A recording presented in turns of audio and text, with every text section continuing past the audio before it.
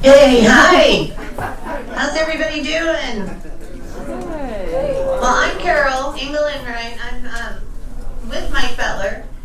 We're from the School of Statesmanship, Stewardship, and Service. I hope everybody has come in contact with us. If you haven't, just please keep in touch with us. Send me an email at carol@sosis.org. We have some great events coming up. This is our last Pints and Perspectives, and it fell on an evening that we had a conflict. And Mike's not one to talk about himself, but so I'm here to introduce him because we are in Chattanooga, Tennessee. Two things are happening for us. The first is that Mike's a trustee on a graduate at a graduate school from Pennsylvania called the International Institute of Restorative Practice, IIRP. So he's in 3 days of meetings. That's a global school. They're teaching restorative practice around the world. And for those of you who've been in Longmont for a while, you know 29 years ago the community came together and started restorative practices and restorative justice in Longmont. It's been going on for a while, right? So anyway, he's on that board. He doesn't talk about it much because he doesn't like to talk about it himself. So I can brag about it because I get to travel alongside and hear the beautiful stories of what came out in Longmont as citizens and city officials work together to put together some wonderful programs that made a difference for our community in so many ways. The second thing is that we're in Chattanooga, Tennessee. Now, in 1969, this city of 180,000 people was losing 10% of its population every year due to it being the dirtiest city. It was rated the dirtiest city in the U.S. They had to go through something of a, were we going to revitalize ourselves? They put together a citizen committee that came up with a 40-year vision.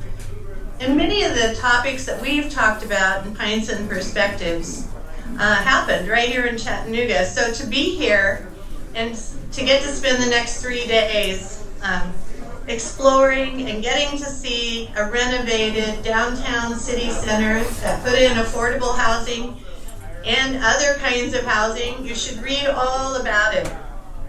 Mike, in the early 2000s, had a citywide conference where he brought somebody from Chattanooga that talked about that revitalization. They now have a minor league baseball team. There's the baseball lights. The stadium is right outside our room. They have a riverfront. We just had dinner at probably the best bistro, fresh farm to table that I've ever eaten at.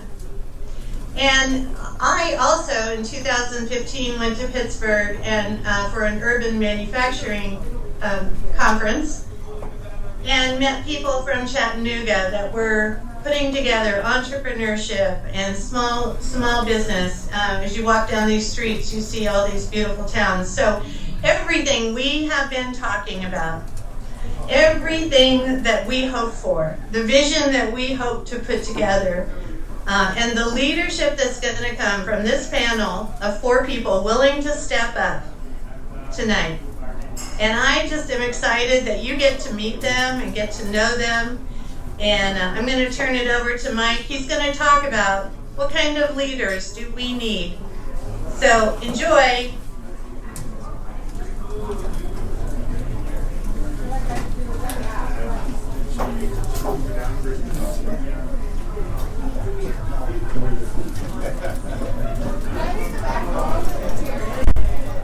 All right, everybody, good evening. Great to be with you. I'm going to go through this pretty quickly. This is our, like Carol said, this is our last Pints Perspective. Sorry we can't be there tonight. And so this first slide is representative of what we're going to talk about tonight. We need leaders with ideals, not just with ideas. Ideals are principles and values that we want our leaders to have, and that they reflect those ideals in ways that are beneficial to the good of the whole. More specifically, we're going to talk a little bit tonight about creating a whole that's greater than the sum of its parts. Again, this is a class that our School of Statesmanship, Stewardship, and Service teaches. Well, they're going to give a small piece of this class. It's like a 10-minute overview of a class that can take up to 4 or 5 hours. And so I'm going to go through this pretty quickly. I got some slides here I want to show you. I also want to say that you don't hear a lot of leaders talking about this aspect of leadership. What does it mean to create a whole that's greater than the sum of the parts? And it's something that while we say it, some people know that phrase, some people are very familiar with that phrase, some people may not be, or some people may be just faintly familiar with it. But it's incredibly important. And we believe at SOSIS that it becomes important, will become more important in the future for our leaders, especially mayors of communities, the complexity that Longmont has, to be able to do just that. Not only with 7 people on a council that represent various perspectives, various sometimes ideologies, and sometimes even various parties, but also the community and the community as a whole. Lots of parts in our community. And how do we create a whole that's greater than the sum of our parts in the community? That needs to be an aspect of what we believe the role of a leader in our community needs to have. So in essence, the benefits to thinking and acting in the whole, it's very much, there's a new presence that's formed. That whole becomes a brand new presence. It's different than the parts. And for those of you who've been on a team that has been successful, you know what I'm talking about. There's a new sense of what's possible when you create that whole. That whole has a value or quality much greater than the individual parts. I think we all get that. Mathematically, sometimes we get that. But this is bigger than math. We know that, I believe that the whole can be the square of something that's there. So if we have 20 people in our team, 20 times 20 is 400. We can actually get done what 400 people can do versus just 20. If we all work together and we're coordinated. Now, the parts can be the elements, the segments, the constituents that can include people, resources, or a combination of assets. And so those are what the parts can consist of. And then that unified whole, for those of us who've been on teams and know about this, and many of us have been, it has a much greater usefulness and a much greater worth than all the individual perspectives that are flying around. So I just want to make that clear. And continuing on with benefits to thinking and acting like a whole, there's synergies, patterns, and themes and connections that emerge that wouldn't emerge if it was just a bunch of parts operating singularly or in silos. I think you know what that looks like. These little feet, these silos that kind of operate autonomously. There's some potential that's always situational for that to happen. But the big lean is towards creating that whole that takes into account those silos and those fiefdoms and those individual parts and brings them all together. The complexities become clear. And we've talked in previous Pints and Perspectives courses how the complexities are getting much greater, and we need to be able to bring clarity to those. And within organizations, philosophical integration is more possible. Organizations are made up of many systems and many mechanisms and many processes. And what happens oftentimes in a larger organization, one like I used to lead public safety in Longmont. If your recruitment, hiring, and your training, and your supervision, and your architecture, and all your other systems and processes are not philosophically integrated, it becomes incredibly difficult to move forward as a single whole. And so when you start acting for the benefit of the whole, that philosophical integration becomes important. The integration of ideas for better design, schemes, proposition actually come to life at a much greater level than they did in the past, than they did if people are acting kind of separately or in silos. We all know about left hand, right hand like dynamics. Those dynamics become much greater when it's all done singularly or in silos. When the whole becomes greater than some of the parts, the minimization or sometimes even the elimination of that left hand, right hand dynamic disappears. Context becomes easier to understand. That's a great benefit to the whole becoming greater than the sum of the parts. the context becomes important for people in terms of making decisions. You know, the attributes of leaders who think in wholes rather than parts, they're generally relatively egoless. And they're thinking in terms of, what's more important to me as a leader is the next generation, not the next election or the next promotion or the next whatever is good for my self-aggrandizement, so to speak. And so we need leaders, frankly, who are going to be less egoless. And I think you understand that if you work for a leader that has a giant ego, that it's difficult. It's difficult. Sometimes it's not even safe. And so there's a lot more that goes into that, but I'm going to move on. People they view people as having unlimited capacity. You've heard me say that for those who have been to these before. Almost an infinite level of capacity. You don't see people through the lens of their deficiencies. You see them through the lens of their gifts. You don't see people as problems to be solved. You see them as possibilities. You recognize the uniqueness of people, and you identify their gifts, their talents, their skills, and their resources. This is what a leader does when they want to create a whole that's greater than the sum of the parts. They know the nature of high leverage conversations. I'm not going to talk about these tonight. We give an entire class on what it means to have conversations that invite people, conversations that produce ownership, that produces commitment, conversations around the gifts that people have. Many people don't even know what their gifts are. The conversation of dissent, again, if you can't say no, your yes doesn't mean a lot. And the conversation of possibilities, creating something new that doesn't exist, becomes very important. Your ability to ask powerful questions rather than just give answers. Tonight, our candidates are going to give answers. Let's see who talks about it from the perspective of, we have questions too. Because the great leaders are the ones who stand up and say, here are the questions I have that can help people kind of figure out how they can choose accountability at a greater level, how they can make a commitment that maybe they weren't able to make before, or how they can leave, potentially migrate out of a small box that they've been stuck in. Those are what powerful questions do. We teach a class on that as well. They have a natural and skilled ability to harmonize contrast. There's quite a bit of skill going on there, but there's also an internal temperament that's attached to this. In terms of, there's contrast everywhere. You can hardly talk about an issue where people don't have divergent, opposite, polarizing, divisive perspectives around how that. Now I add that multiply that by 10, 20, 30, or maybe a lot of people. How do you harmonize all those in a way that you can actually build something that's bigger, where you can expand the perspectives that are there to create that whole? They have a natural skilled ability to connect dots, the capacity to connect dots across complex environments. You all know that it's going to become more and more important as we move forward in a more complex environment where the pace of change is just going to quicken. Here's a very important one that we have to think about. Has a vision that has an incredible vividness of human appeal. And so whatever vision they come up with, there's an appeal to it that's incredibly vivid for people.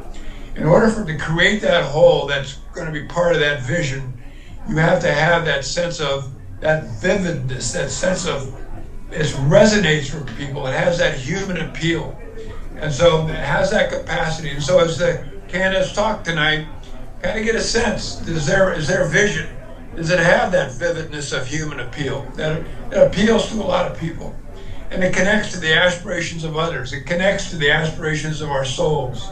Sometimes we wonder whether or not our aspirations are dormant, but they're there. And so who are these leaders that can help us find these aspirations that are in our hearts, in our minds, in our souls, and help bring them to life, so to speak? Real quickly, the steps towards developing a whole that's greater than some of the parts. You have to encourage people to believe that their voice counts, their thoughts matter, their humanness is valued. There's a big one. You have to emphasize cooperation over competition. So much to say about this mindset of cooperating versus this sense of competition. There's a place for competition, we all know that. But when we're talking about communities, we're talking about the future of communities, and we're talking about creating a future that have the qualities of aliveness and being that we all want to inhabit, it's going to take cooperation. We'll create a vision that contains that vividness of human appeal. I put this in twice because it's so incredibly important. for our leaders to have that vision that has that level of vividness. And then understand that the nature of the common goodness that exists. That goodness is pervasive everywhere and knows how to activate it. Knows that where these gifts are at, knows the gifts within people, knows that they see our community as a possibility, and they can activate even more, because when we activate that goodness in people or in circumstances in our community, we tend to generate more goodness. And so they can align those structured systems and mechanisms in a large organization like the city of Longmont, 1,200 people, hundreds of volunteers. What's that philosophical integration look like in terms of aligning all those departments with all their diverse perspectives and services? How do they do that? How does that happen? That's important. Rewards efforts and actions that create synergy. Every organization has a reward system typically. Well, what we need to start creating reward systems that really recognize that synergy and that kind of a common ground-like thinking. Displays patience and empathetic listening, presence, time. For those things are all important to understand that we need that kind of leader who's going to give us the space. Some people are going to jump into the deep end with both feet on something with a new vision. And some people are going to want to tiptoe. Well, we're going to have patience. We're going to have to know how to have presence for people, and we're going to have to give people time to cover the distance from the shallow end of the pool to the deep end of the pool. They don't see mistakes as something that are going to be consequentially negative for people, but they see them as educational episodes. And then they encourage innovation.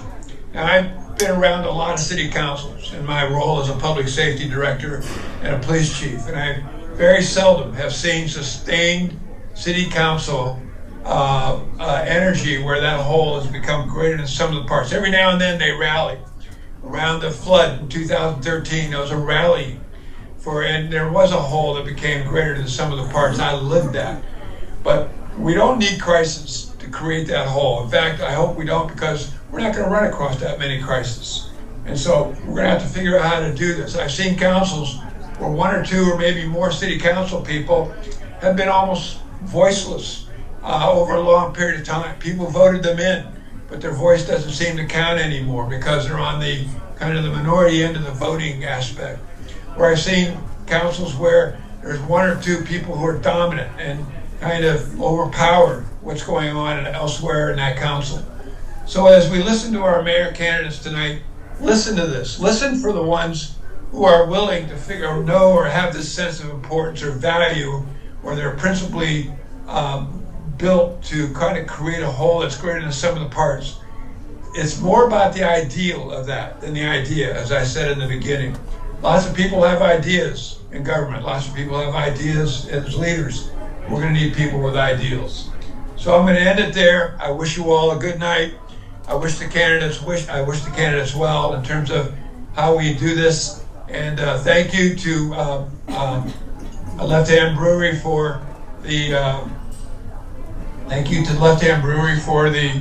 venue, for the beer, and for this great Pints and Perspectives series that we've had over the last 5 months. Good evening, everybody. Thank you, Mike.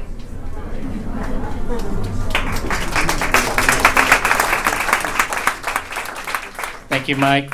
Thank you, Carol. Great way to set the context for tonight. I think that was a really good way of setting it. So at this point, we'll start kind of getting into the actual forum. I'll ask all the candidates to go ahead and set up. This will be the order that you'll be sitting up here at the table. So go ahead, and while you're doing that, I'm going to introduce our moderator. So our moderator tonight's Chris McGilvery. He serves as the academic dean for the School of Manufacturing, Automotive, and Construction Technology at Front Range Community College. He currently serves as the chair of the Longmont Development Authority Board of Directors, and he's the past chair of the Longmont Area Chamber of Commerce. He has a wealth of private sector experience, including building a business of his own, Longmont Liquors, which is just a stone's throw from here. So please welcome Chris McGilvery. Right. Thank you. I didn't catch all of that introduction, but was it owner of Longmont Liquors part of that? So 6 months ago, my wife and I sold our business, so that's no longer needed. But yeah. First of all, it's such an honor to facilitate this forum this evening. Dick Lyons and John Crichton were the past two, so I'm among giants in this role. I want to start by thanking Left Hand Brewery, the planning committee for the work that you put into this, Longmont Public Media. You can all view this at a later point. I want to start by thanking the four of you candidates. It takes a lot to put yourself out there and run for a role like this. It takes a lot of vulnerability and putting yourself out there. And I've had the opportunity in my roles in Longmont to work with each of these four individuals, and I can say that there's a lot of love for Longmont here. Whichever person up here gets elected to serve as mayor, we're in great hands in terms of the love and the commitment that we have for this community. And I've seen that up close and personal, so I want to acknowledge that. I also want to acknowledge you all for taking the time to be here and for supporting this. And so, let's see. So the goal today is not necessarily a debate, but it's to have a conversation and to give you all here in person or virtually at a later point a chance to hear each of our candidates here and assess how they think critically through complex issues, balancing competing priorities and leading with integrity. And so the format real quick. So each candidate up here is going to have 15 minutes tonight. There's not going to be an opening statement or a closing remark or that, and there's not going to be questions from the audience. So candidates, monitor your time appropriately. You can use your time as you wish, spending extra time on certain questions or follow up and so forth. When your time reaches 0, that concludes the evening for you. And then so Shaquille here is going to be, he was selected randomly to be our first respondent to the first question, and then we're going to kind of rotate from there.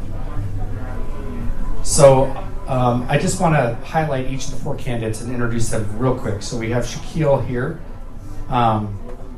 Shaquille serves on the Longmont Community Foundation Board of Trustees, along with the Longmont Public Media Board. And next we have Susie Hidalgo Faring. She's been serving on the Longmont City Council representing Ward 2 since 2019. 3? Oh, my bad. And so next we have Diane Christ. She's a current City Council woman representing Ward 1 since 2023. And then we also have Sarah Levinson, and Sarah's served 8 years previously on City Council representing at large. Okay. So we asked our candidates to do a little bit of research before today to review the Envision Longmont plan. So we sent that to all the candidates. So we'll kind of dive in. The first theme is focused on vision and strategic leadership. So, Shaquille, how does your vision of Longmont ensure a vital and vibrant economy for future generations? And how does your vision perhaps align or not align with Envision Longmont? So I think about this through the lens of sustainability. Sustainability is the idea that we can do something today that sets someone else up in the future to be able to make a different decision, but we haven't reduced their options. We haven't consumed a resource that they will later need access to. This relates to economic vitality and the way that we think about how we envision Longmont in the future, because rather than thinking about saying, well, we have this specific vision of the future and we are going to engineer our way towards a specific outcome, when we engineer ourselves towards a specific outcome, what we're doing is we're turning a blind eye to other options that could have presented themselves, other things that we wouldn't have expected, but that turn out to be great opportunities. But if we have a narrow vision and a narrow focus on a particular outcome, we wind up passing up those opportunities that could have been great and that we don't realize we need. In terms of places where I agree and disagree with Envision Longmont, I think that Envision Longmont sets great goals. It talks about livability and affordability and transportation and environment and jobs. These are systems. These aren't isolated ideas. And it talks about some specific outcomes that we want, but it really talks about how we need to have these systems working well together and create, to Mike's point, a whole that is greater than the sum of its parts. And I'd like to see us work towards that in a way that finds positive sum interactions, so that when we change our transportation system, we're actually benefiting the environment too. When we change our housing system, it turns out that we're actually going to benefit jobs in the community as well. And I think this is a thing that a lot of our primary employers are focused on as well. All right, do you want me to repeat the question? Sure, why not? So how does your vision, Susie, of Longmont ensure a vital and vibrant economy for future generations? How does your vision align, or perhaps not align, with Envision Longmont? Okay, thank you. So, I look at Envision Longmont, and there are several pieces that I've heard from community that they dislike about it. There are other components of it, because it is a guiding document. It is, these guiding principles that we look at and help us inform our decisions. So that community perspective is really important to me as we navigate that. And now we're looking in 2026 to revise that document. So, it's important that we really look at and critique it with through a critical lens, in understanding what the nuances are in 2025, not 2016 when this document was created, but where we're at today, and how we update it, as well as looking at the priorities of our community, that this guiding document ensures that it aligns with what people here today say, as well as looking to the future. I was sitting in, I think you two were there as well, I saw you all there, at the State of the City this morning, and listening to Harold, our city manager, talk about the sustainability aspect, not just in environmental sustainability or economic sustainability, but just as the future, the sustainability of our systems and how they intersect and work together.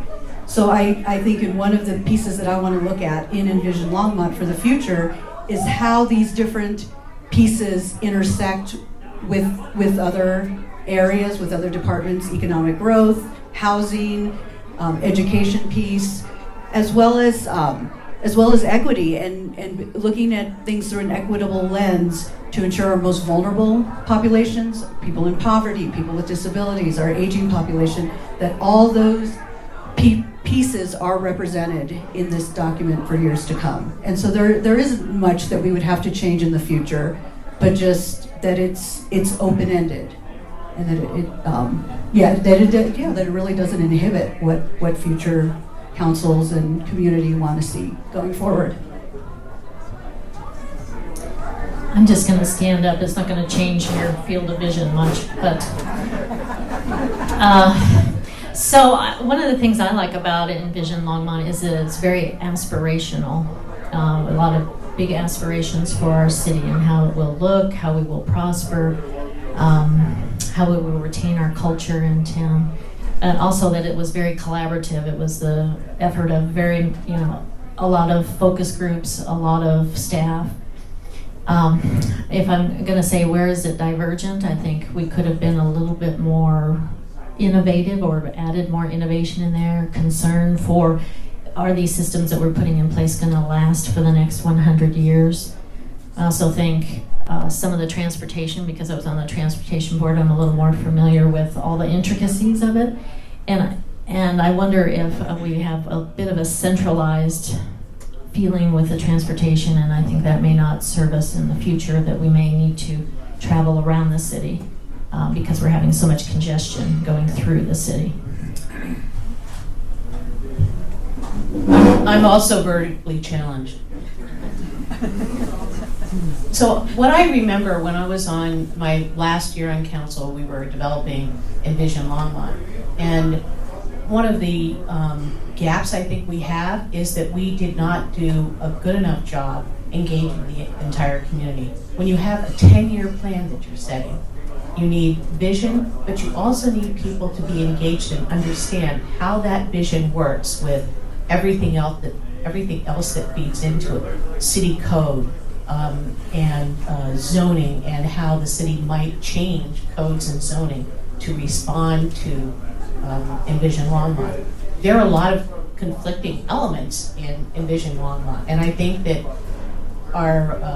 everyone who looks at and reads it cannot seem to reconcile those conflicting elements. And I think that that's it's a little bit obtuse that we can't seem to boil it down to make it plain language. And I think that one of the things that I would like to see in the new Envision Longmont is more plain language and engaging with people in a different way. If this is a vision for how our city is going to be in the next 10 years, we need to have like a sim city, build our city and use a different method to do the outreaching and community input. If I can add one more element, I would like a little bit more of a check-in as to how we're doing on some of these elements. I mean, not to be overly critical, because it's going to be a zigzag line to get where we're going, but to say, are we on the same path? And is that the right path that we need to be on? Because 10 years is a long time. Okay, so I have a follow-up. So we're still in the vision and strategic leadership kind of focus. So we talked about your vision, Envision Longmont, and we mentioned the state of the city today, and our city manager shared a really good message around the things that we can control and the things that we cannot. So we can have a great vision. Envision Longmont's great, but then you have the tactical challenges of the day-to-day when it comes to the budgeting, and our sales and use tax is down, and that significantly impacts our budget and our priorities.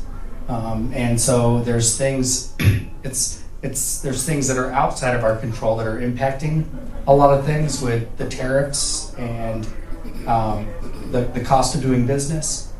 And so can you share with us how you're gonna manage the tactical challenges of maintaining a fiscally responsible town and making those difficult decisions while also keeping the vision intact as you're moving the community forward? You are, Susie. Okay. And real quick, just make sure when you all are talking, hold the mic real close. Okay. I mean, it sounds really loud. And I feel like I'm sitting in a hole. So I'm going to stand up. I know, I believe the table's way up high. Okay, so in looking at that tactical piece, and I think about when I first got on council in 2019, and just within the first few months, we went into COVID. And so it was redirecting on a dime how we engage with community, where our priorities are. And at the same time we were doing that, we were also looking at our water infrastructure, which was failing, and our city buildings, the city, the library, and the public safety building. We were just they were going in there to do some just upgrades and new carpet, and found that the foundation was in the public safety and in the library, and then the parking garage in the city building was about to collapse. So having to redirect those funds and our attention on those urgent needs. So that is something that I often think about. And I had a baptism by fire trying to deal with a worldwide pandemic and figuring out this new role as a city council person. So that is an example of how we really build those structures to support the must-dos, as well as just our core services. We need to make sure we have our utilities, our Next Light. We are unique from other cities in the fact that we own our own utilities. We have our own internet service. So these are assets, and we need to make sure that we are being responsible, that we're not just shooting for the pie in the sky or looking at the prize ahead, but really ensuring that we have these core services and systems in place for our residents.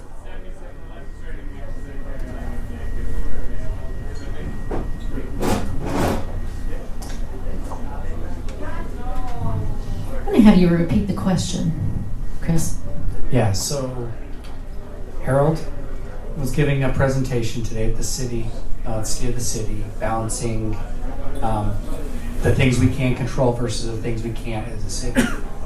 Some of the things we can't control necessarily are external, with federal government, tariffs, which impacts inflation and the cost of doing business. Our sales and use taxes impacted, and that impacts our budget every year and the way we do business. So how would you, keeping that vision in perspective and envision Longmont, how can you keep the community moving towards that vision, knowing that there's some tactical challenges that are in front of us with managing a budget and being fiscally responsible on the day-to-day operations? Thank you.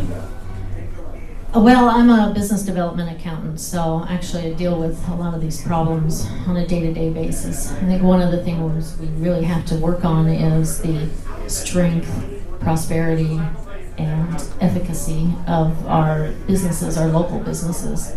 I think Kimberly McKee said something about it's a death by 1,000 cuts, and so the city is now adding on another 34 businesses that they're not anticipating. So once again, it's 1,001 cuts now. So we really need to be very pro-business during this time. It will change things around for us in terms of helping us be more adaptable to what is nationally going on. And I'm not going to bore you with a lot of accounting talk, but you can AI this and just look up supply side economics. That's one way to go about it. It's a proven method. It's worked many times before. And the other thing is just to be pro-business, which I think means reducing the burdens on business.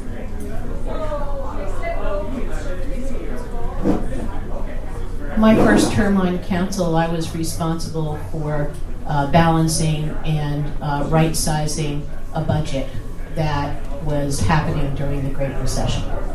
It was one of the most seismic impacts that the city has ever had, even more than COVID.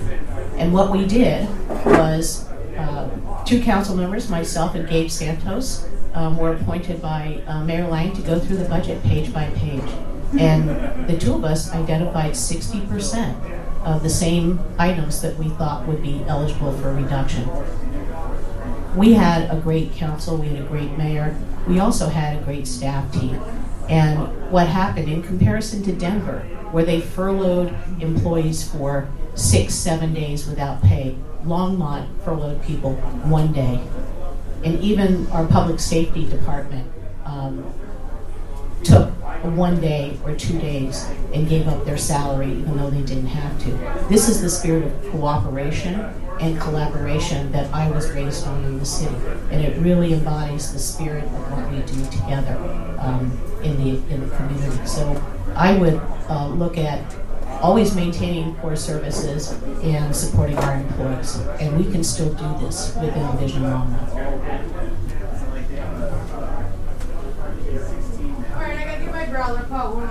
So this is a place where we have to understand that predicting the future is really hard, especially when you're trying to be right. It's really easy to just make stuff up and assume that the future will be what you predict, but being right about what the future will entail is really hard.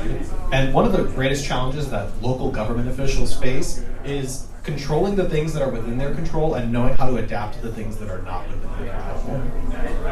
When we look at what we want to accomplish from a long-term strategic perspective, I believe that the focus needs to be on outcomes, not necessarily on exactly how we want to get there, but the idea that we need to have an idea of what we want to accomplish, so that as time passes and opportunities come, we have the opportunity to seize on those events. Obviously, in a situation where there's a crisis or a downturn like we're expecting next year, the number one priority has to be core services and life and safety. These are the things that people depend on every single day. The greatest responsibility of city government, among others, is to make sure that the water is clean to drink and the air is safe to breathe. But when we look at what those opportunities are, I think it's important for us not to go into defensive mode and instead think about what are the things that we would have considered that are now options that we haven't considered before. It's Warren Buffett, the CEO of Berkshire Hathaway, recently did their shareholder meeting, and he got asked a question by a shareholder saying, "Hey, you guys have $300 billion in cash. What are you waiting for? What are you doing?" Warren Buffett has a long-term strategy in the same way that the city of Longmont needs to have a long-term strategy. He is waiting for great opportunities at good prices. He doesn't know exactly when a downturn will come, but he knows that a downturn will come, and when that day comes, he wants to be prepared. In the same way, I think that we need to look at downturns as an opportunity. What can we do that is counter-cyclical to what everyone else is doing? Everyone else is cutting this, that, and the other thing. Everyone's cutting all of their construction budgets. Well, what if construction is cheap right now like it was during COVID? Maybe we should be investing more strongly in our physical infrastructure. Well, maybe a lot of other cities are laying off their employees in order to make their ends meet. Is there a way that we can use this as an opportunity to get employees who we wouldn't otherwise have the opportunity to get because they're in an environment where they need a job? And how can we leverage the unique skills that they bring to make this city a better place in the long term? This is about, when you look at strategy and tactics, it's about what are the long-term opportunities that we can get, and then every single day when you're making a tactical decision, what are the things that we can build on that compound over time, that in the end compound to create dramatic benefits for the people who live here. Okay, so we're moving on to Diane being the first, and we're switching pillars. So now we're focused on workforce and economic development. And so the question is, Longmont's economic strengths depend on its workforce, especially in manufacturing, healthcare, and our small businesses. How would you as mayor strengthen Longmont's workforce pipeline so that residents have access to good paying jobs and employers can find the skilled talent that they need locally?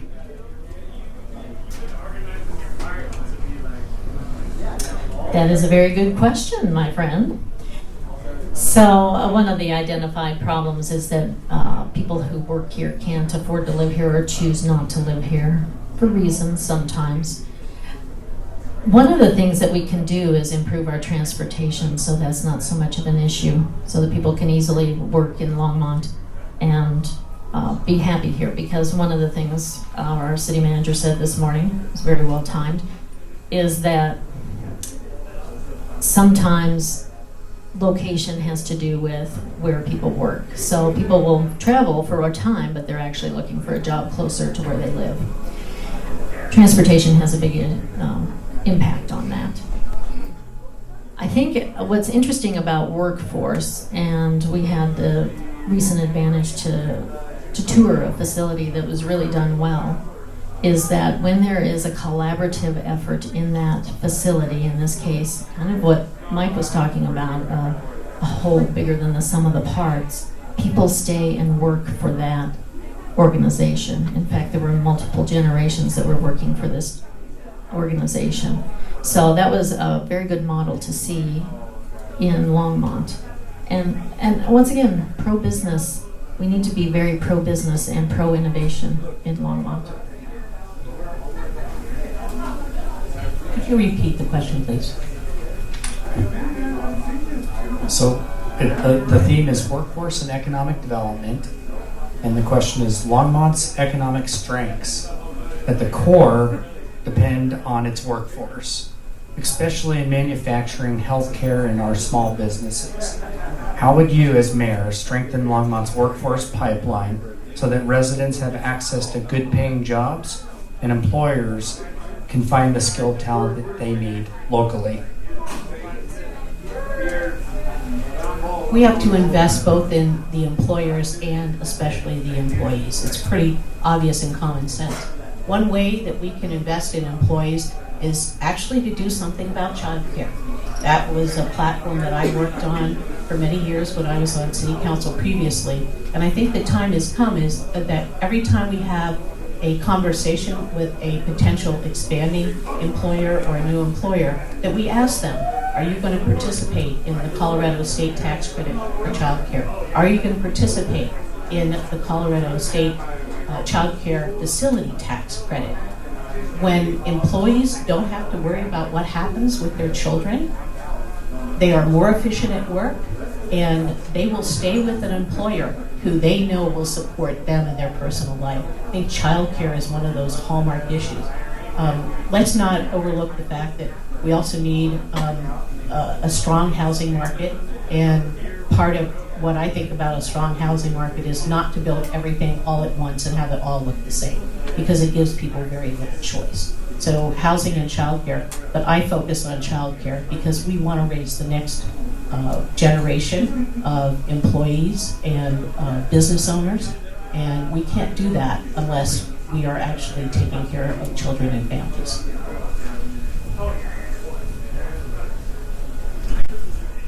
So for over a decade, Longmont employers have said that the cost of housing is the greatest impediment to doing business in the city of Longmont because of their inability to get employees who can afford to live within the city, and it also makes it very hard.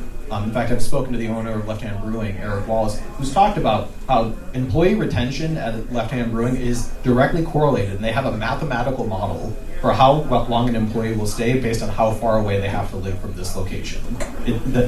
One way that we can ensure that people who come to work in Longmont stay in Longmont is by creating opportunities for them to buy, which is why one of the things that I have proposed in order to make sure that we can make housing affordable for the next generation of Longmonters, or the young families that already work in the city but have to commute here, is to legalize townhomes, which are a way to get into the housing market and begin to build wealth in our city.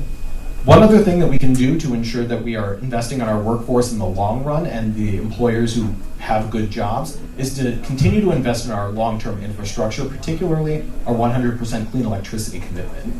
There are employers like Danfoss here in town who come here because we have clean electricity and because we have a long-term commitment to clean electricity. Sorry, the crickets are funny. And so as part of that, right, we need to be looking for those other employers that are going to want to come to Longmont and bring interesting, cool, high-tech, high-paying jobs that are also good for the environment, that require the long-term high reliability that clean energy provides that can't necessarily be provided through other methods. Okay, thank you. So looking at, I think about just work we've done on council up to now, and bringing in some of these high-paying jobs. And one of the things, so I'm going to digress a little, but one of the things that we had heard from big employers that have come in that pay well to their employees is they've been really impressed with the conduct that we've had on council. We've heard that too.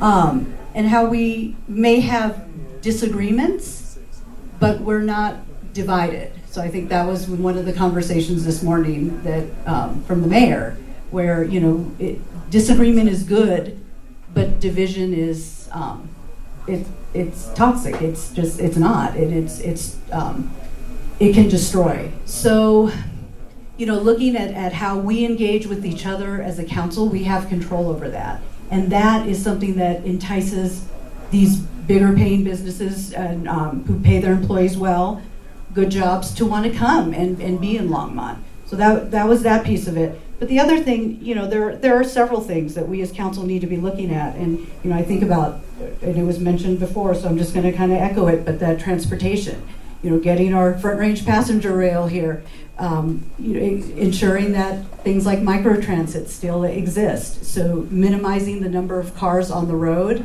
and looking at childcare.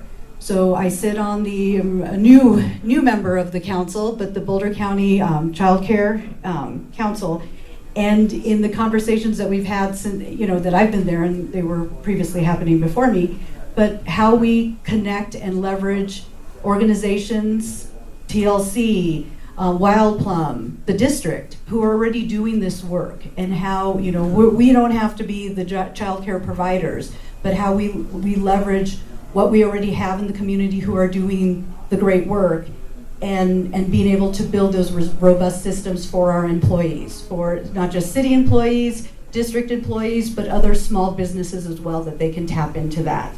And then the other piece is housing. You know, we have our True North project, which is, you know, just working on the pro forma and the land and all these things that happen. And, you know, but I do want to emphasize with, you know, big caveat is that's just one piece of the puzzle. So there's going to be several systems that we have to look at in providing a diverse stock of housing. Not everyone's going to be able to manage or live in high density. We have people, you know, I've been working a lot with the IDD community. Just because of my own personal, I have a son that, you know, he struggles with intellectual disability and autism. And, you know, we think about to the future, what types of housing stock are going to be there for people who can't sustain on their own, but, you know, we're not going to live forever to house them. So having these different variety of housing stocks in place that will grow our community and the jobs that are available to them as well. So us as council working together, bringing it to the community, because it's when I engage with the community, that's where these great ideas come from. And that's, you know, I want to be that conduit to that. I think I went already, didn't I?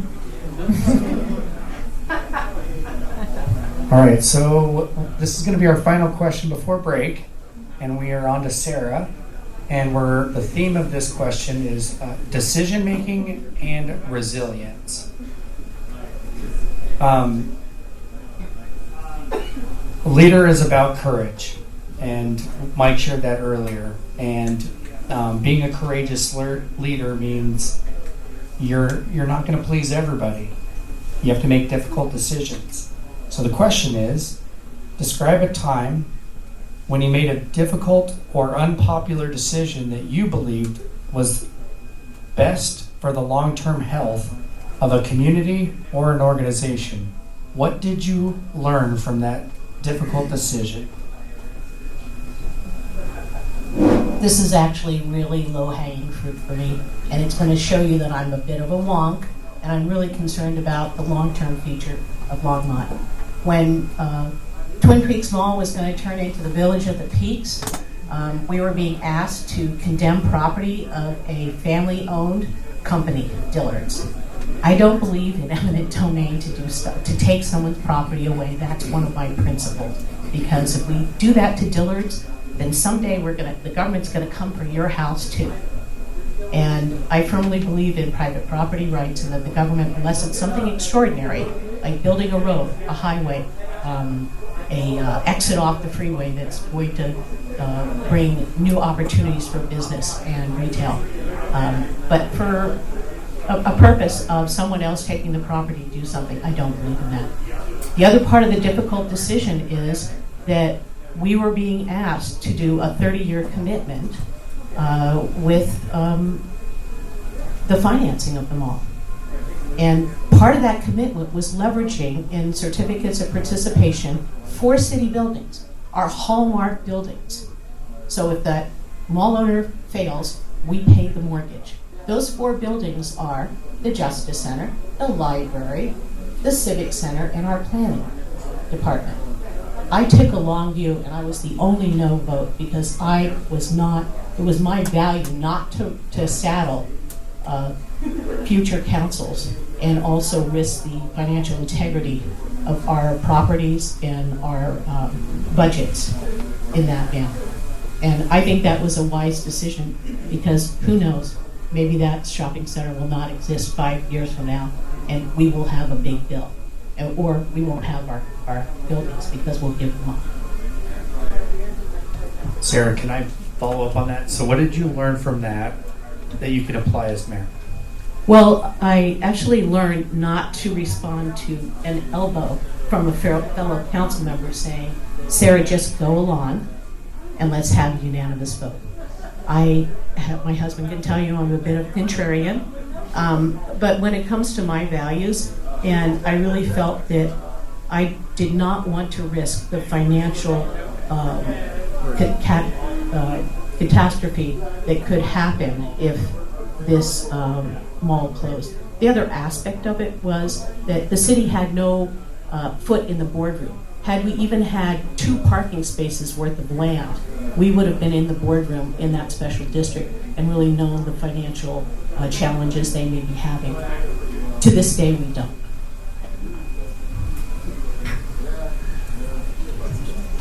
So in 2024, the organization that I used to run, Launch Longmont Housing, invited Chuck Marone to Longmont in order to give a talk about ways that we could involve the city incrementally and use these methods in order to make the city a better place and make it more affordable for all people. Chuck is an iconoclast. He has many divergent perspectives. He does not think of himself as living on the left-right spectrum, and as a result, he has some unorthodox views. And some people have accused him of being a secret libertarian or a secret Republican or a secret this or a secret the other thing. There was a division in Launch about inviting Chuck to our fair city and putting in the work to promote his attendance, because someone found a tweet that he made that read the wrong way, could have implied, honestly, I can't even remember the controversy anymore, but it was very divisive. It was that he hated gay people. That was the reading of the tweet. As it turns out, if you read 3 steps deeper into that tweet, what it was actually about was him supporting reparations, because Chuck made this tweet in 2020, and he lives in Minneapolis. He lives near Minneapolis, and this was shortly after the murder of George Floyd. And he was examining his values and saying, you know what, maybe we as a society need to reconsider the wrongs that we have committed against people who are the descendants of slaves. Whether you agree or disagree with those views, I think that they're interesting and views and a discussion that maybe we should have as a society, whether you agree or disagree. But this splintered Launch because there were some people who said that he has expressed a view that is bad and is wrong-think, and therefore we will not tolerate his presence. But we did it anyway because I and other people who stuck around thought that it was the right thing to do for the community to have this voice come and speak, because he has interesting and thoughtful perspectives about how we can make housing more affordable for every single person who lives in the city. What I learned from that experience is that consensus is not the same as unanimity. We had consensus. There were a few people who took a moral stand to walk away from Launch that day, and I respect the hell out of them for it. But because we had to act for the good of the organization and what we felt was the good of the city, we continued. And as a result, the community, in my opinion, has been a better place. Okay, so there's been a couple that come to mind, but I think the most recent one is looking at our land swap, the distal toll exchange. So initially, I was looking at it and I was like, yeah, it's going to get us what we need. And but then I started, kind of looking at the fine line and listening to public and understanding, if we're wanting to build that community trust, we need to be okay to go back to the drawing board. And the other piece of that exchange that really did not sit right with me, and and this was something that I learned along the process, because in the initial stages I was like, yeah, let's do it. It's going to happen. It's going to happen. And then once I started hearing from the Weld County people, and then it gave me pause to, are we even engaging with the Weld County commissioners in this? Yes, Boulder County, but this is going to be, if this happens, it's going to be happening in Weld County. And we need to make sure that we have all the stakeholders present. So I think that's, and it was a hard decision for me. It wasn't, and I'm going to try to keep my time. It wasn't as quick of a process for me. It was a lot of thinking and reflecting on. But really, the pieces that drove me to the decision where I am at today was because of community engagement, because of really questioning and with a critical eye that even though this might, this is the direction that we want to go with local composting, we need to make sure that we have all the players in the room to, in order to make the best possible decision we can have. And if it means going back to the drawing table, I am all for that.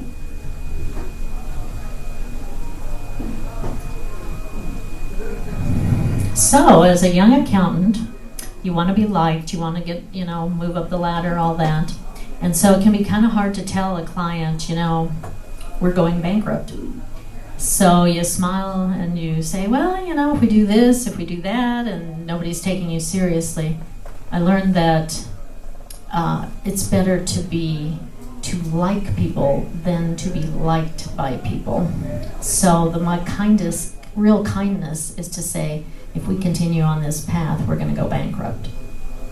Something that happened recently, we have an organizational pattern called SWOT, Strengths, Weaknesses, Opportunities, Threats. I'm sure you all have, I know you have an MBI, so you're nodding.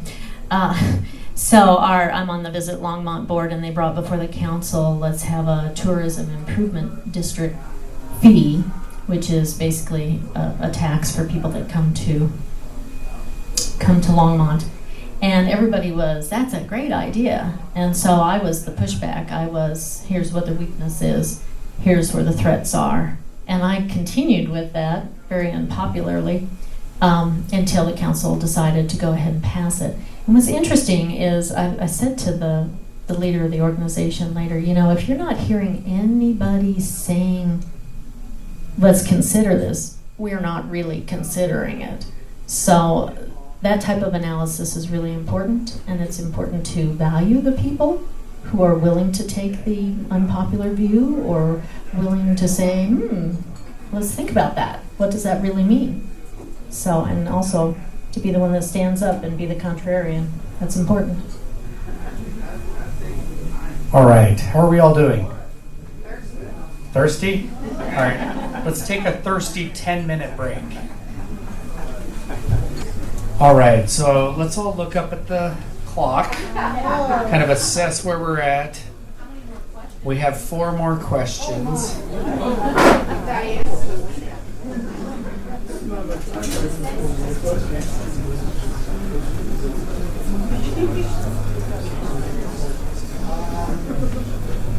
Is it Shaquille?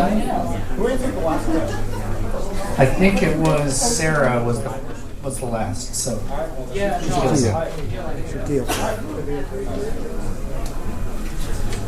You want us to move this coaster to keep track of it. All right, got it.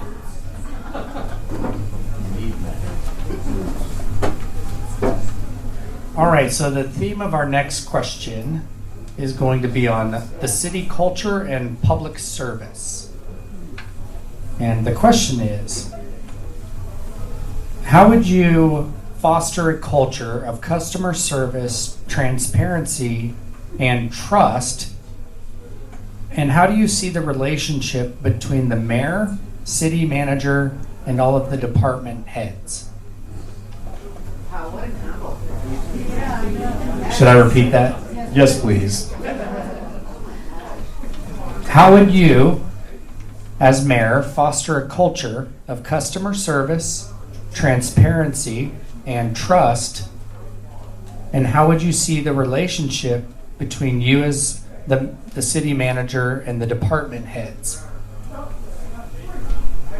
So, thinking about customer service and building trust with the public, when I think of customer service, what I think about is not, am I getting the decision that I want out of the city? The question is, am I getting responsiveness? Do I understand the answer that I am getting? And do I understand why I'm getting the answer that I'm getting? And that is a place where I think we can improve customer service within the city. Obviously, our frontline customer service agents who work for the city, who do the next light, for example, right? Those people are providing amazing customer service. But when you think about the more complex levels, for example, in our planning department or our transportation department, very often there's a very complicated mechanism in the back. So someone asks a question that they think is simple, and then there's a very complicated mechanism in the background that is operating to attempt to operate a very complex process to get this person an answer to the question that they think is very simple. And I think that reduces transparency, it reduces trust, and it reduces responsiveness. So I think we need to be critically evaluating whether the complexity of the machine that goes into that decision making is what's required in order to get people the answer that they need. Thinking about the relationship between the mayor, the city manager, and then the heads of the other departments, The mayor and the city manager set the city council agenda together. That is one of the most important functions that the mayor has for the city council meeting. And so one of the things that they need to be doing in that process is working collaboratively with the heads of the departments in the city to ensure that the things that everyone agrees are the highest priority are the things that are on the city council meeting. And to distinguish between those things which are important and which things are urgent. We cannot always prioritize the things that are urgent because then we will never get to the things that are important. And so we have to assess them on both of those axes and make sure that we're doing the things that are the most important and create the most benefit for the people who live here. Can I have a quick follow-up? And I know you. Do I get extra time if you ask a follow-up? So, real quick. You didn't answer the question. All right. Help us quickly. What do you mean by urgent and important, real quick? So the difference between urgent and important is things that are urgent are things which you have to do right away because otherwise there are downsides from the passage of time.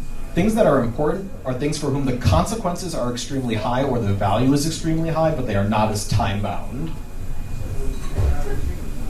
Perfect. 8 seconds, too. Oh, yeah, wow. Okay. So, don't start my time yet. Okay, so in looking at public service, city culture, I think a lot of times where that lack of trust comes is when we're not, just that lack of communication and confusion. I think when there's confusion in our process and how we get that, or they'll contact, the residents will contact one city employee, they receive this this answer, and then an issue comes again, and then they contact another person and they get a different answer. So, just aligning our systems and realizing that our departments, even though we have different departments, we're representing the same entity, the same organization. And so, and really the people who are on the groundwork are those front-facing people, they're the bones of who we are. And, we need to, as elected officials, as department heads, the city manager, we need to value that. We need to ensure that we hire quality staff and we retain quality staff. And it's through building a collaborative culture that people feel like the employees feel valued and engaged in the process, that piece. Getting a little anxious here. And then the other piece is just ensuring that we are communicating better with our residents and that we eliminate those paths of confusion so that they know that if they call whatever department they call, they're going to receive the same answer. I'm going to stop.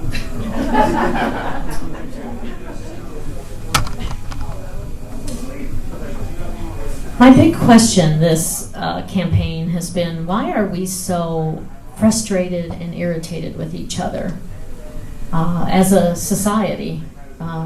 Every Tuesday we hear a lot of frustration come back to us, and I think it has to do with not having as much control. But I want to put it on my website, which is going to be a communication page going forward, to find out what's eating at people. And when I talk to people about this, they say, well, that's a very big question, and it's a big concept. But I think something got broken when we shut down for COVID. I think we don't really have that trust with each other that we should. And we've lost our community. We don't see each other as, this is my neighbor, this is my coworker, let's talk kindly to each other, because we're going to see each other at the grocery store, let's be honest.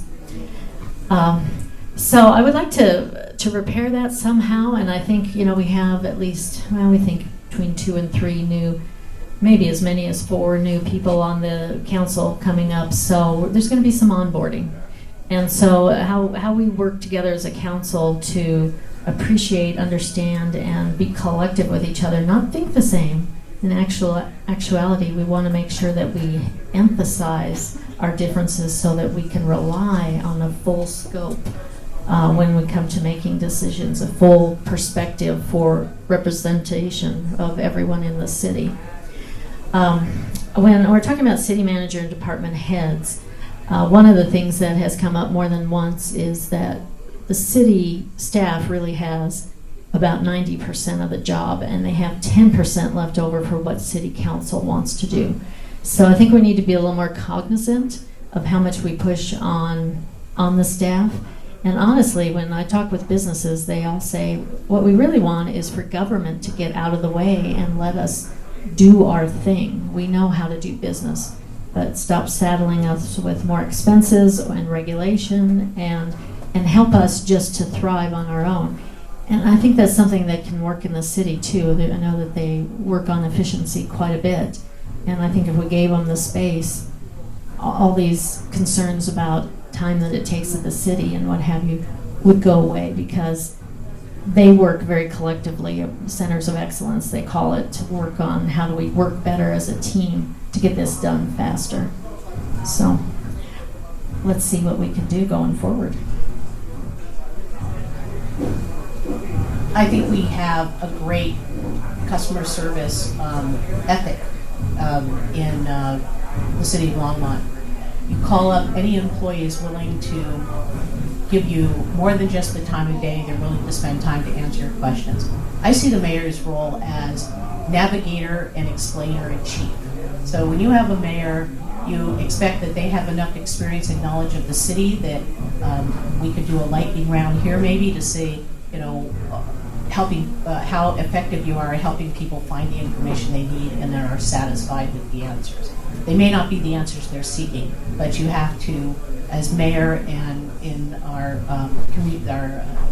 staff in their service, they empower people to go further if they want a deeper answer. I really do think that the mayor can be the glue to be the bridge between regulation and city government and what people will look at as far as do they trust government, do they think that they can solve a problem or help city council solve a problem they've identified. So deep listening and understanding that everybody has at their core something very good and profound to contribute to the city.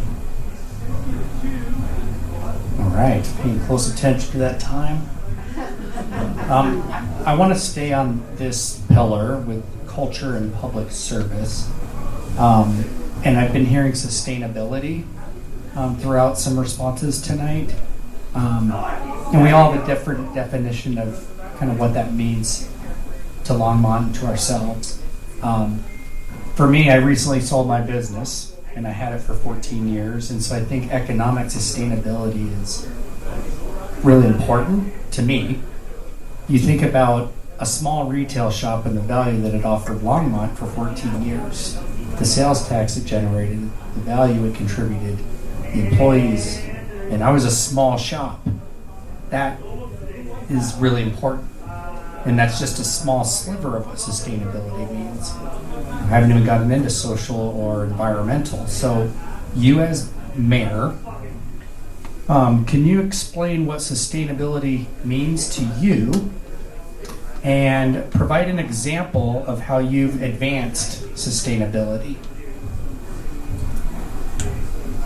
And Susie. Okay, so sustainability is just the vitality and livelihood of any given topic, of any given thing. I think for me as an educator, sustainability is, building those foundations for our youth to be successful in their adulthood. And so how I've incorporated that in the teacher realm, as well as connecting it with what I did with City Council, is my team and I worked with our third graders, and they did a whole redesign of the sugar mill. So we connected with planning and zoning staff, with district heads, with the developer and one of the property owners, and they actually redesigned that whole site. And then they got to go back, they did their prototypes, they got to revise their work, and then they represented, had a final presentation of what they wanted to see. And so it was so empowering to see that, how bringing our youth engaged in this process. And those are the long-term impacts that will stick with them. They're in middle school now, and they're like, when are you going to build in the sugar mill?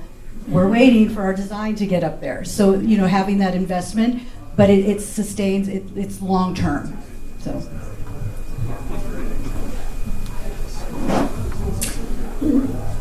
So generally, sustainability is how do we succeed and continue to move forward with that success and building upon it. And that hits many topics, if we're talking about climate or we're talking about business prosperity. I actually am a business development accountant, and what I help people do is get their businesses started or solve a particular problem. For instance, oh my gosh, what are we going to do type problems. And a lot of that has to do with, well, how do I say this? It has to do with getting together on a topic, analyzing what's the worst that can happen, because oftentimes when we're in that position, fear rules us. And the thing is to see the advantages and opportunities, and to see why did you start this business and what are your strengths, and capitalize on them and farm out what is not your strength, but find somebody else who is good at it. So it's, once again, something that we can do on the council. I think sometimes we use different models in my line of work. One of the models is like a star model where everybody is the star performer. Those don't usually go very well because eventually, it's got to be my way because I'm the star. No, wait, I'm the star, that kind of thing. There's also an engineering model. There's a certain way of thinking that engineers have, and that has its strengths. But where you have to get to is what's called a committed model, where everybody believes that they're committed to the success of this project. We're committed to the success of our town. We're committed to work together as a council to solve these problems, and we're going to stay dug in until we do. So, and that's something that I can bring to the table as mayor, because I've had 30 years of experience. It wasn't all pretty at first, but it's working pretty good now. Sustainability to me is a values question. If you look at maybe sustaining a note in music, you hear the nuances, and that note being sustained for a long time allows you to sit and think and appreciate the music. Sustainability for a family or family business is relying on your core values and overcoming challenges and accepting successes and still maintaining what your business is and then growing it in the future. Sustainability is the foundation that you create, your values and what you're willing to invest in your time and effort. And it's not just the environment, it's not just economics, it's more nuanced than that.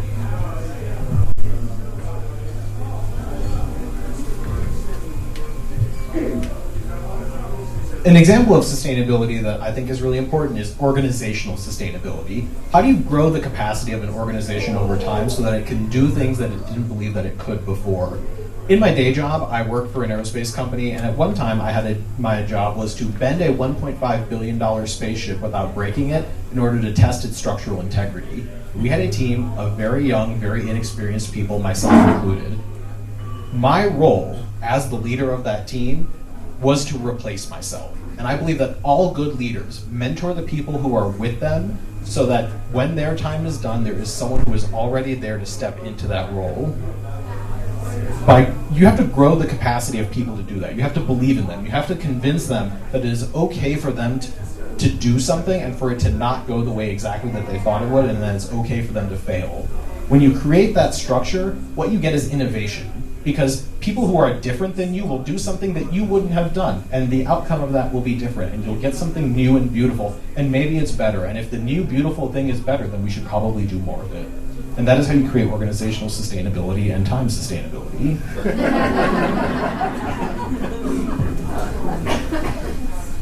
Okay, so let's go back to vision.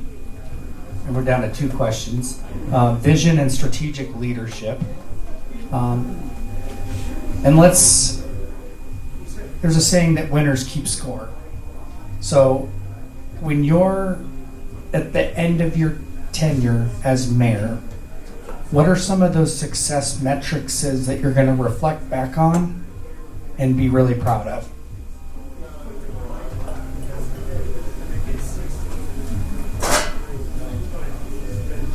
Well, if I am fortunate enough to win this election and have 6 years, and I hope to serve 6 years, I will waste no time.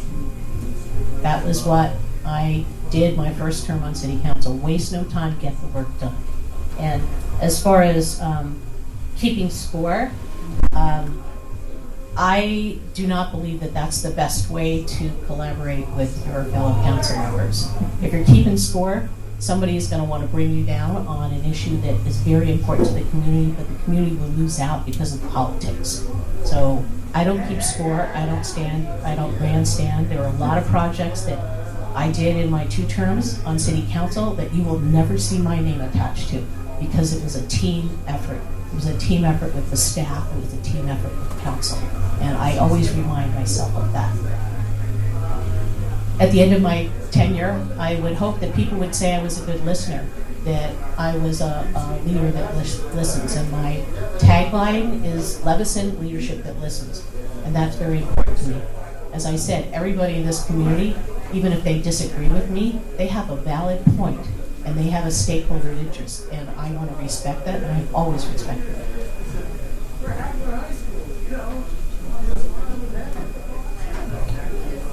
I agree with Sarah about this. I actually don't think that council members should be keeping score against each other. I think if we are keeping score, the score that we should keep is the ways that we have benefited the lives of the people of Longmont. Because I am a scientist, because I believe in data, I do think that we should measure this. You run the risk of over-measuring something and only caring about the thing that's being measured. So you have to look at data within a holistic perspective and ensure that you're not overly focused on that narrow thing. Some pieces of data that I do think are really important is we need to look at vehicle miles traveled in the city of Longmont. I hope that by the end of 6 years on city council, that number would have gone down, and that we have more people who are either walking, biking, or using public transit in the city very consistently. Another metric that I think is really important that's related to VNT is bike share. I want to see more people who feel comfortable biking more places in the city, because it's important for traffic, it's important for health, and it's important because it's a way to recreate social connection from people who are going place to place, as opposed to being isolated in your car where it is very hard to make social connection while you're traveling.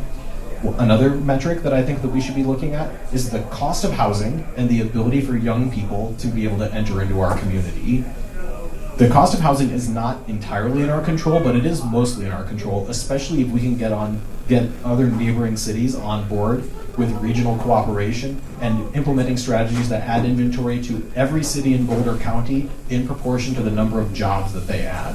This is part of why the cost of housing in Boulder County is so high, is because Boulder has added way more jobs than they have added homes for the people who need them. Otherwise, the cost of housing in Boulder County would be much lower.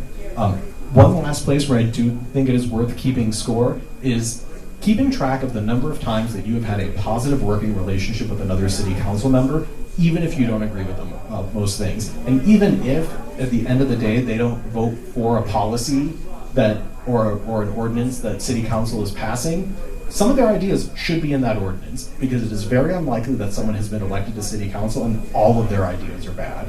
There should be something good for every city council member in there, because if we're not doing that, we are not doing a good job of incorporating everyone's good ideas.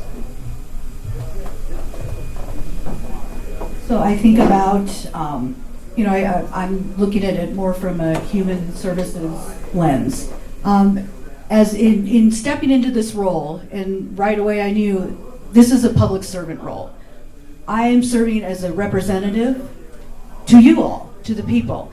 And so I hope that, as I walk away from my term on council, that people remember how I made them feel, that I made people feel like they were heard, and that I went up and I did my best to advocate for their issues, as well as looking at the the organization as a whole. But I think just really building that strong foundation for our core services, for meeting the needs of our residents, and making sure that our residents really felt like, she represented me. Maybe I didn't vote for every single, she didn't vote for every single thing I wanted to see through, but she heard me, and I, it was there. So I think that is what I hope that in the end that's what comes out of it. I really want to make sure that our policies and practices really uplift our most vulnerable population. You know, I think about when my own child was in crisis. You know, you're only as happy as your saddest child. You know, we're only as strong as our most vulnerable resident. So if we could pass policies, if we can look at our systems as a whole to uplift our most vulnerable people, I think in the end we will have a community that is strength. And, you know, and I like our community. We're a great community. We come together.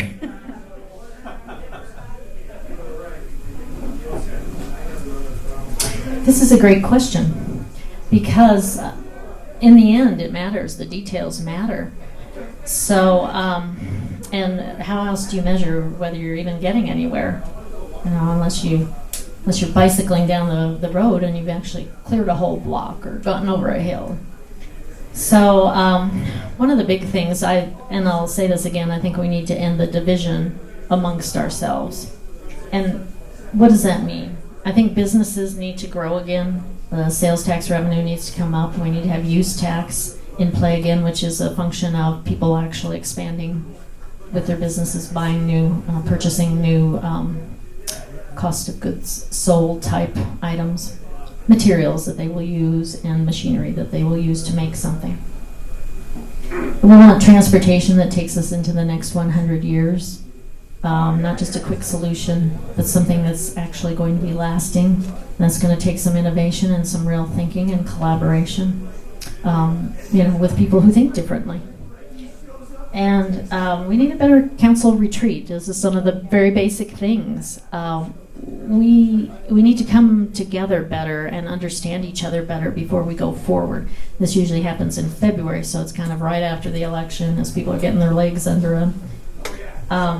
And all the counselors need to feel heard and important and equal, and that needs to be an important part of it.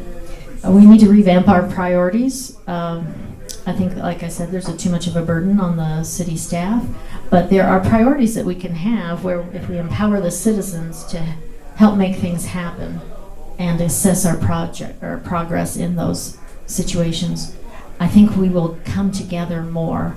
Because people, when they're invested in a problem, are more willing to understand the problem and also have grace with each other, and if it takes us a little longer to get there.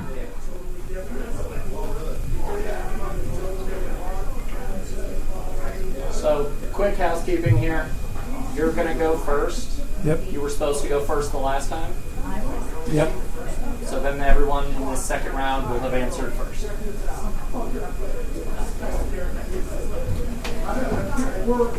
Okay, we have one more question. So, City Council has one vote. As mayor, you have one vote. So, consensus building is critical as being effective in this role. So, what is your vision? What is your approach to consensus building towards a common purpose? You're going to get tired of me. Okay, so this happened recently, actually. We were talking about the right-of-way ordinance, which is the sit-and-lie ordinance. And a lot of times we tend to all vote one way, or it's 6-1, or it's 5-2. We had a few of those recently. I think a lot of it has to do with we don't get a lot of discussion amongst ourselves publicly, but a little better in-depth understanding of the problems, and also a perspective so that we could see other people's perspectives. But when we got to the right-of-way ordinance, people were a little bit more vocal, and it's because it has come back more than once to say, well, I don't think it should only be public transportation. And another said, well, we think we need a little more time to inform the public of our ordinance. And so this deliberation, it went back and forth about what's the right amount of time, and why does it have to be public transportation, because that's the only way to know exactly when the transportation would be coming. And legal weighed in, and public safety weighed in, and pretty soon it was like 4-3, and then we reconsidered and it went 3-4. So we never did pass it, but I thought it was actually quite constructive in that all the voices were incorporated in it. And afterwards, Councilor Yarborough said, "Do you think we should bring it back another time?" And I said, "Well, why not? Now we know where everybody sits. We can kind of smooth out the edges and come up with good policy. And I think that's the best way to reach good policy.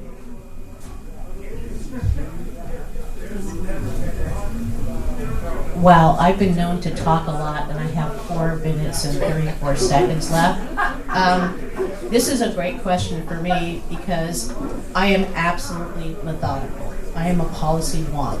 And I'll give you one example of how I work, and it's consensus building, and it's a lot of work on my part initially.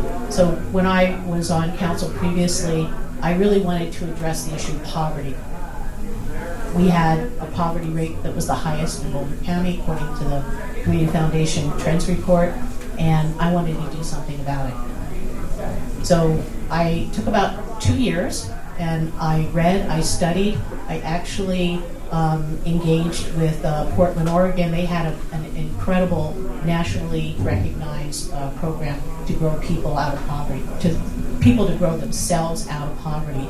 So I introduced this idea to city staff, connecting them with the resources of Portland, Oregon, and other programs, and an amazing amount of data. You can't imagine how many policy papers I read, how many think tanks I explored, but it formed the basis to have staff feel empowered that they could bring this issue forward. And this was at a time of a very contentious council, and I was on the lower end of the council stratosphere, if you will. And working through staff, and then having the council buy in to spend half of our retreat talking about poverty. And it was the most amazing experience for me, because people that were not, and again, this is about, keeping score, winners and losers. I was not going to be doing anything that would hurt the community because we could not find a way to reduce poverty. And so Mayor Baum was fantastic, and the city council agreed to do 5 years of funding and create the RISE program. And this program is so critical that families grew themselves out of poverty. And what's so important to know is that a child that grows up in poverty, 75% of the time they will be poor their entire lives. And to me, my values and how I see my role in the city is to do something good that fundamentally people will be improved by what I do in my work. So the year that I left council, they wrote the program out of the budget, even though it had shown enormous success. One of the Metro State sociology professors wrote an academic paper about it. So when we're looking at challenges in the community, we haven't talked about homelessness, but I'm thinking that we can use a model and build consensus based on the RISE program to have people that want to transform their lives, they're living on the streets, to do so, giving a vehicle to improve their lives, and then we can help the next person that's having challenges. I'll tell you right now, one of my most trusted volunteers is a woman who's unhoused. And she wanted to volunteer for my campaign, and I openly welcomed her. And she's taught me a lot. She shared her story with me. And fundamentally, she has reignited the spark for me to be energetic and help this community. I'm not going to pretend I have all the best ideas, because I don't, but I rely on council members to also bring their ideas and input on how to make a program or an idea happen. And I think we can all work together and solve some of these very challenging issues in the moment.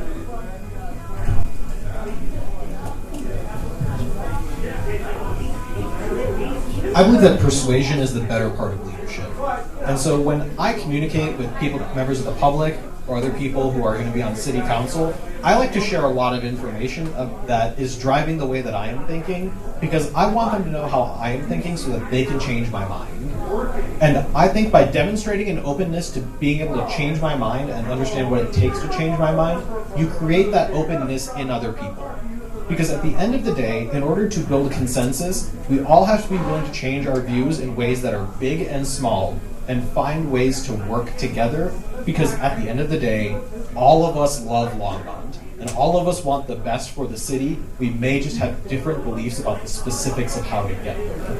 And the only way that you can create consensus under those circumstances is by having a deep understanding of the people that you're working with, their loves, their hates, their motivations, their desires, and the things that they want. And so by being able to engage in honest, non-debate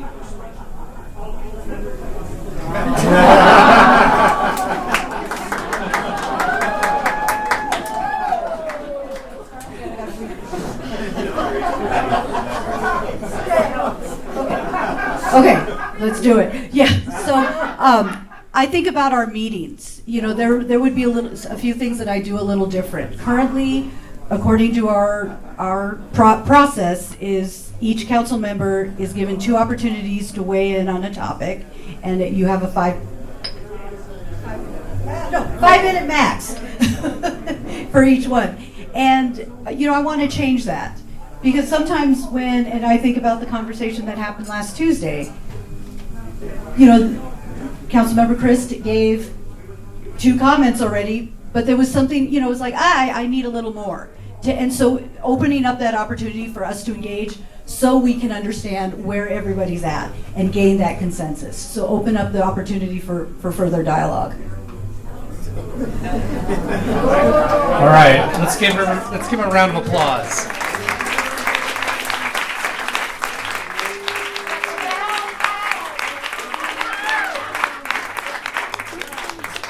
So I just want to thank the 4 of you again for being here tonight and sharing your vision and your perspective and being vulnerable. And I just have to go back to that question about the winning and losing and clarify that, because the 4 of you are winners. And having gone through this process and putting yourself out there and on the ballot and, you know, running for mayor, and you made the town better going through this process. So I want to be very clear that you're all winners, and I want to thank you again and thank the audience for being here this evening. Thank you all.